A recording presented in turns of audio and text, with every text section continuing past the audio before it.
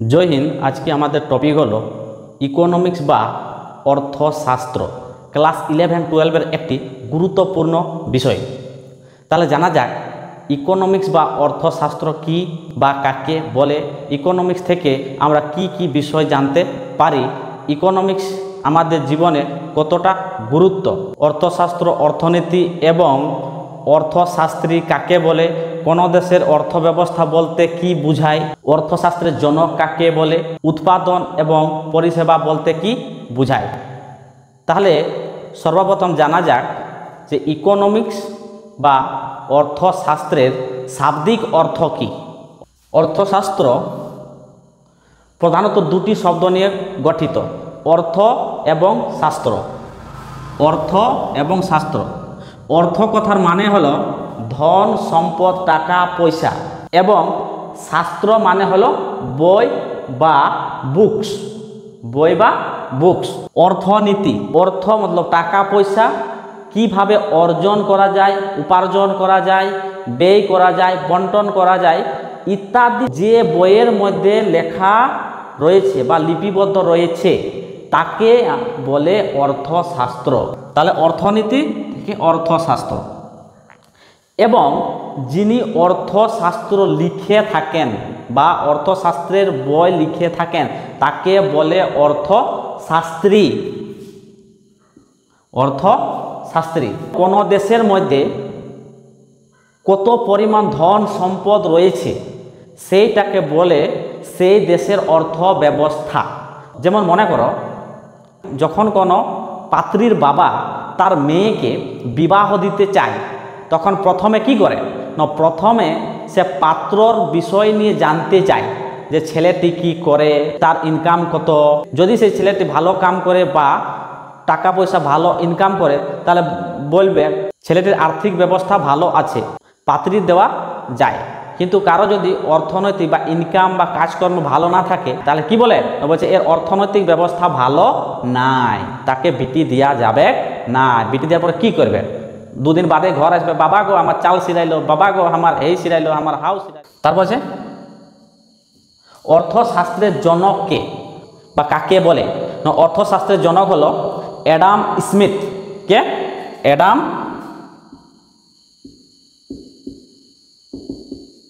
স্মিথকে অর্থশাস্ত্রের জনক বলা হয়। তিনি একটি বই লিখেছিলেন, দ্য ওয়েলথ অফ নেশন। দুজন বিখ্যাত ভারতীয় অর্থশাস্ত্রীর নাম কি? দুজন ভারতীয় অর্থশাস্ত্রীর নাম হলো অমরত্ব সেন, একজন বাঙালি অর্থশাস্ত্রী যিনি 1998 সালে নোবেল পুরস্কার পান এবং 1999 সালে তাকে ভারতরত্ন দেওয়া হয়। অমরত্ব সেন 1998 সালে নোবেল পুরস্কার লাভ করেন। 1998 নোবেল, আর 1999 সালে কি হয় না, ভারতরত্ন। ভারতরত্ন।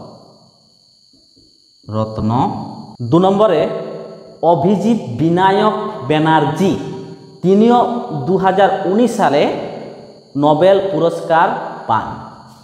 তাহলে অভিজিৎ বিনায়ক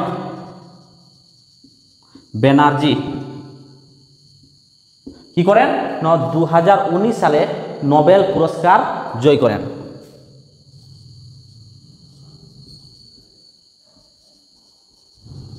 নোবেল পুরস্কার জয় করেন। আচ্ছা, আর একজন অর্থশাস্ত্রী বলো তো, বিখ্যাত অর্থশাস্ত্রী। আর একজন ভারতের বিশিষ্ট অর্থশাস্ত্রী হল পূর্ব প্রধানমন্ত্রী ডক্টর মনমোহন সিং। 1991 সালে যখন ভারতের প্রধানমন্ত্রী ভিপি সিং, ভারত একটা ভীষণ অর্থনৈতিক সংকটের মধ্যে পড়েছিল বা ভারতের অর্থনৈতিক সংকটের হাত থেকে সে রক্ষা করেছিল কে না, ডক্টর মনমোহন সিং। কিছুদিন আগে শ্রীলঙ্কাতে অর্থ সংকটের মধ্যে পড়েছিল, যার ফলে তাকে শ্রীলঙ্কার রাষ্ট্রপতিকে রাষ্ট্রপদ ত্যাগ ছাড়িয়ে নিয়ে পালাতে হয়েছিল। এটা অরাজকতার সৃষ্টি হয়। তাহলে এই রকম অরাজকতার হাত থেকে সে রক্ষা করেছিল কে? না ডক্টর মনমোহন সিং। তাহলে কিভাবে সে রক্ষা করেছিল জানেন?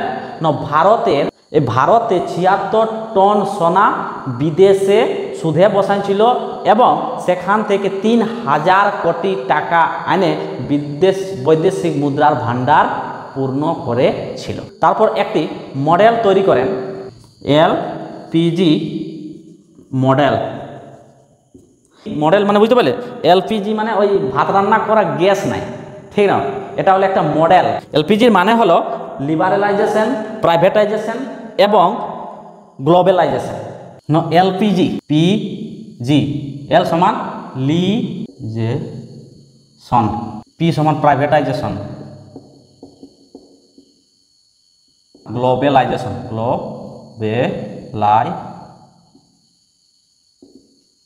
তাহলে লিবারেলাইজেশন বা উদারীকরণ মানে হলো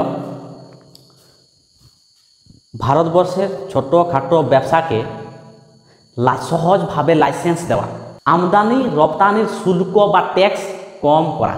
প্রাইভেটাইজেশন বা বেসরকারিকরণ, প্রাইভেটাইজেশন বা বেসরকারিকরণ মানে হলো সরকারের যে বিভিন্ন সংস্থা সেইগুলাকে কোম্পানির হাতে দিয়ে দেওয়া। যেমন একটা হচ্ছে টেলিকম সংস্থা, বিমান পরিবহন এবং ব্যাংকিং ব্যবস্থা। এগুলো কি ছিল? না প্রথমে ভারত সরকারের অধীনে ছিল, সে কন্ট্রোল করত, ঠিক আছে? সেই অর্থনৈতিক পরিস্থিতি যখন খারাপ দেশের, তখন এই সব সংস্থাগুলাকে চালাবার জন্য কোম্পানিকে দিয়ে দেয়। গ্লোবালাইজেশন, বিশ্বায়ন, তাহলে দেশের যে ব্যবসাগুলা, সেই দেশের ব্যবসাগুলা কি বিদেশের সাথে যুক্ত করা এবং বিদেশের বিভিন্ন সংস্থাকে ভারতের মধ্যে নিয়ে আসা, যাতে আমাদের ভারতবর্ষের প্রোডাক্টিভিটিটা বৃদ্ধি পায় বা উৎপাদনের পরিমাণটা বেড়ে যায়। 2004 সালে ভারতে ইউপিএ সরকার হয় বা কংগ্রেসের সরকার হয়, তখন এই মনমোহন সিংকে ভারতের প্রধানমন্ত্রী করা হয়। 2004 সালে কি হয়? প্রধানমন্ত্রীর পদ শপথ গ্রহণ করেন এবং কন্টিনিউ 10 বছর তিনি শাসন করেন, 2004 থেকে 2014 পর্যন্ত। তাহলে 2014 পর থেকে কি হয়? না এনডিএ সরকার আসে আর নরেন্দ্র মোদী প্রধানমন্ত্রী হন। তাহলে জানা যাক যে অর্থের প্রয়োজনীয়তা কি। বিশ্বের প্রতিটি মানুষ প্রতিদিন তারা কি করছে? না ইনকামের পেছনে ছুটাছুটি করছে। সবাই ইনকাম করতে চায়, ইনকাম ইনকাম ইনকাম, টাকা পয়সা রোজগার করতে চায়। এমন কোনো লোক আছে যে ইনকাম করতে চায় নাই? বলছে নাই, পৃথিবীর প্রতিটা মানুষই বলছে ইনকাম করতে চায়। তাহলে এই অর্থ বা টাকার প্রয়োজনীয়তা কি? যেমন স্বামীর তার বউয়ের জন্য অর্থের প্রয়োজন। তার বউ কি বলবে? বাবুর বাবা এই বছর দুর্গা পূজায় ঝলমল লাল শাড়িটা চাই, আর না হলে তোর ঘরে আর থাকবো না রে, সব কিছু ঘুরাই দে, আগে আমি যেমনি ছিলি তেমনি করে দে। আর পিতা তার ছেলের জন্য ছেলের খাওয়া, ছেলের পোশাক, ছেলের স্কুল, হ্যাঁ, আর যদি ঠিকঠাকভাবে ছেলেদেরকে পড়াশোনা না করায় তাহলে কি না বুড়াবে, তখন খাতেও দিবে নাই। আমি যখন ছোট ছিলি তখন একটা জামাও কিনে দিতে নাই পারতেছিলিস, হ্যাঁ, এখন তোকে আমি যত্নাবো, ঢিপা যত্নাবো, যা তুই যেদিকে পারবে সেদিকেই যা। তাহলে পরিস্থিতি অনেক খারাপ। তার জন্য কি রোজগার করা দরকার বা প্রয়োজন। তাহলে জানা যাক যে অর্থশাস্ত্র কি বা কাকে বলে এবং অর্থ কিভাবে উপার্জন, ব্যয় বা ব্যবহার করা যায়। তাহলে অর্থ উপার্জনের স্রোত বা কিভাবে অর্থ উপার্জন করা যায়।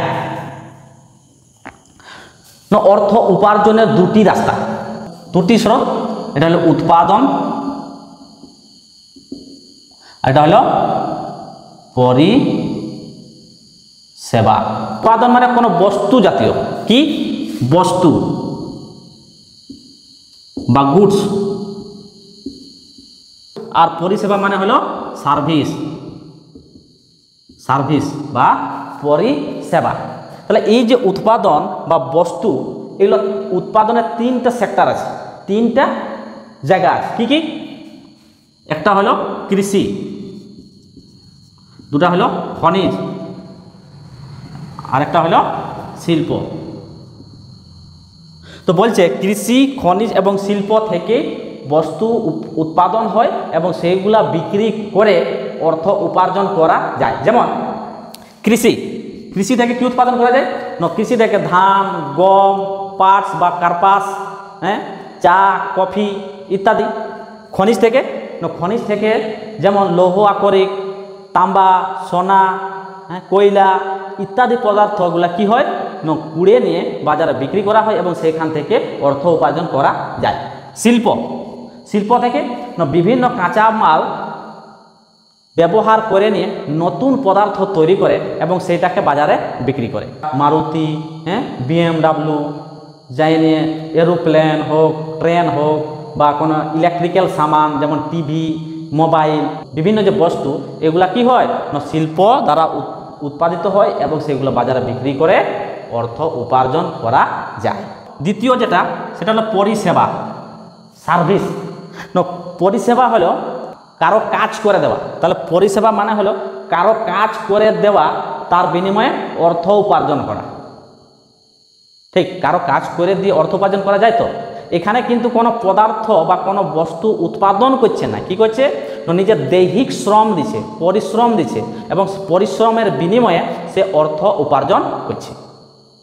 চিকিৎসা ব্যবস্থা, তো চিকিৎসা ব্যবস্থার জায়গায় কি হয় না সেখানে রোগীরা যায়, রোগীরা যাওয়ার পর ডাক্তার তাদের ট্রিটমেন্ট করার পর কি করে না রোগীরা তাকে তার বিনিময়ে টাকা দেয়।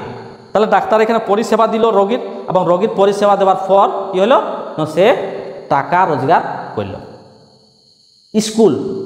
স্কুলও কি করে না স্কুলও ছাত্রছাত্রীকে পড়ার বিনিময়ে শিক্ষকরা অর্থ উপার্জন করে।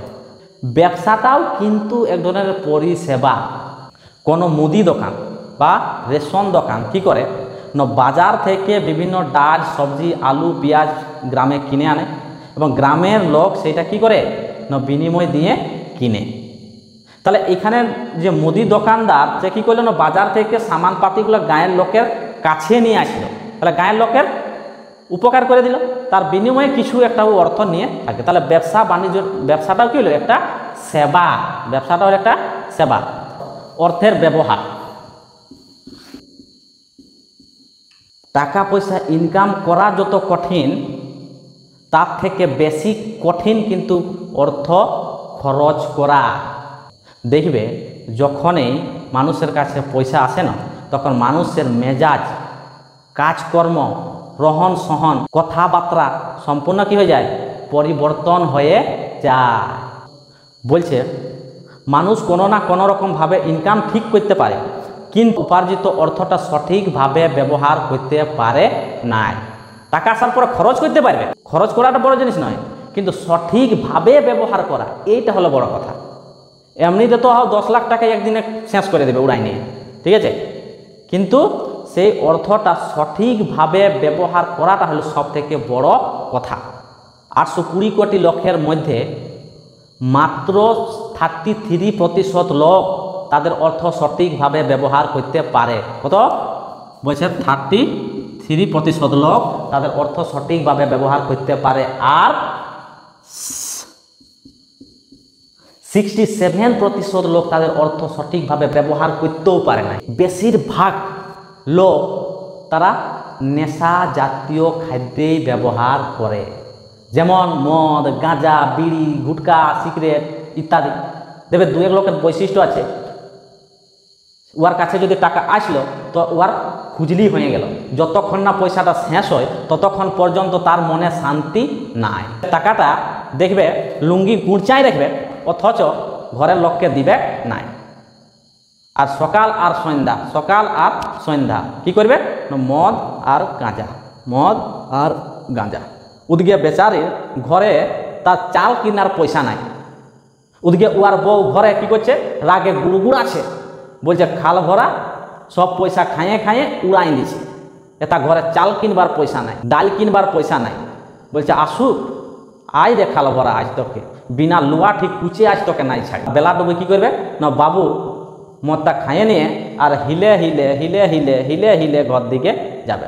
আর ঘরের লোককে বলবে এইটা আমি খাবো না, ওইটা আমি খাবো না, হ্যাঁ, জানবে রাজা হরিশ্চন্দ্র আসলো, এখন ওকে সেবা করতে হবে। আর কিছু ছেলার কাণ্ডের তো আর শেষ নাই। যদি কি কোনো রকম 2-4 পয়সা রোজগার করে তো বেলা ডুবুই বলবে हेलो बेबी खाना खाया, बेबी उधार ले बोलबे नहीं बाबू नहीं खाए हैं, खाने का मन नहीं कर रहा है। तखन बाबू बोलबे ठीक है बेबी तुमको घुमाने ले जाएंगे, कैडबेरी खिलाएंगे, आइसक्रीम खिलाएंगे। अबे फट्टू चाँद, बेबीके खावार बदले যদি সেই টাকা দিয়ে যদি টুকু পড়াশোনাটা ভালো করি তাহলে বেবি না, বেবির বাবা তোকে বেবিটা দিয়ে দিবে। বলবে বাবা বেবিটা রাখ, তার বিনিময়ে 2-4 লাখ টাকাও দিবে আর সম্মানের সহিত তোকে ঘর নিয়ে যাবে। ঠিক। আর যদি ওই বেবি বেবিই করতে থাকে না তো এমন পলাশ কাচড়াই দিবে যে ফ্যানের মতো ঘুরতে থাকবে, ভয় ভয় ভয় ভয় ভয় ভয় ভয় ভয়। ঠিক আছে, তাহলে দেখা যাক উপার্জিত অর্থ কিভাবে ব্যবহার করা যায়। উপার্জিত অর্থটা বলছে কিছু অর্থ দৈনন্দিন খরচের জন্য, দৈনন্দিনের যে খরচ যেমন চাল ডাল মশলাপাতি সবজি ইত্যাদি যে খরচ সেইগুলা ক্রয় করার জন্য কিছু অর্থ খরচ করতে হবে। 2 নম্বর শিক্ষা স্বাস্থ্য ও বাসস্থান। কিছু অর্থ বাচ্চার শিক্ষা দীক্ষার জন্য, তাদের পোশাক আশাক, তাদের খান পান এবং ঘরের কাজের জন্য। কিছু অর্থ উন্নয়নমূলক কাজের জন্য। উন্নয়নমূলক মতলব যেসব কাজে টাকা জমা করলে তার বিনিময়ে বেশি টাকা পাবো। কোনো ব্যবসা শুরু করলো এবং ব্যবসা থেকে রোজগার করতে শুরু করলো, কোনো দোকান শুরু করলো। আর কিছু অর্থ কী করতে হবে না বুড়াপার জন্য রাখতে হবে। বয়স যখন 70-80 হয়ে যাবে, যখন ঠুপুক ঠুপুক চলতে থাকবে, তার কাছে কাজ করার মতো ক্ষমতা থাকবে নাই, তখন কি করবে দেখবে সেই সময়ে ছেলাপুলারাই তত বেশি ধ্যান দেয় নাই। কিন্তু সেই সময়ে যদি কিছু অর্থ সঞ্চিত থাকে, ঠিক আছে, তো দেখবে ছেলাপুলারা কী করবে না যতন করবে। যেমন দেখবে কোনো আখের রসটা যখন বেরাই যায় তখন দেখবে আখটাকে কি করে আখটার রসটা বেরার পরে কি হয় না ভুতিটা বাঁচে। সে ভুতিটা কি করে না ভুতিটা নয়নঝুলি ফেলে দেয়।